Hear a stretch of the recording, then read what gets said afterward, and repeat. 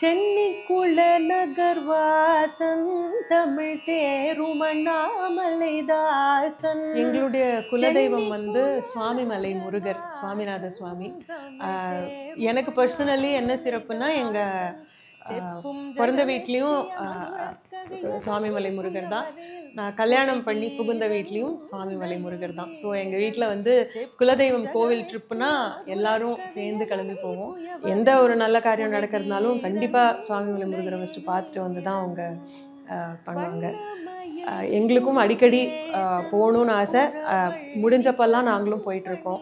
எங்கள் குழந்தைய அழைச்சிட்டு போவோம். வீட்டில் எதனா ஃபங்க்ஷன் அப்படின்னாலும் கண்டிப்பாக குலதெய்வம் பார்த்துட்டு வந்து, இல்லை ஃபங்க்ஷன் முடிச்சுட்டு போய் குலதெய்வம் பார்த்துட்டு வருது, இல்லை கல்யாணம் முடிச்சுட்டு காவடி எடுக்கிறது, இந்த மாதிரி வழிபாடுகள்லாமும் அந்த கோவிலில் போய் நிறைவேற்றுறது, வேண்டுதல், அபிஷேகம் பண்ணுறது, இல்லை ஒன்றுமே எதுவுமே இல்லைன்னா கூட சும்மா போயிட்டு அந்த கோவிலில் கொஞ்சம் நேரம் உட்காந்துட்டு பார்த்துட்டு வந்தாலே அவ்வளோ ஹாப்பியாக இருக்கும்.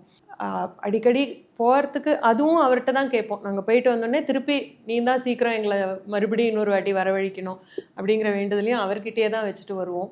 ஸோ அந்த மாதிரி அடிக்கடி குலதெய்வம் கோவிலுக்கு போயிட்டு வரதை கண்டிப்பாக எல்லாரும் கடைப்பிடிக்கலாம். மனசுக்கு ரொம்ப சந்தோஷமாக நிறைவாக இருக்கக்கூடிய ஒரு விஷயம் அது. கண்டிப்பாக அந்த ப்ராக்டிஸை விடாமல் பண்ணுங்க. அடுத்த ஜெனரேஷனுக்கும் சொல்லுங்கள். ஏன்னா வந்து நிறைய பேருக்கு வந்து இந்த மாதிரி குலதெய்வம், ஊர் தெய்வம், இந்த மாதிரி வழிபாடுகள் இருக்குது அப்படிங்கிறதே அடுத்த ஜெனரேஷனுக்கு தெரியாமல் போயிடக்கூடாது. ஸோ கண்டிப்பாக சொல்லிக் கொடுங்க. எல்லாரையும் கூட்டிகிட்டு போங்க.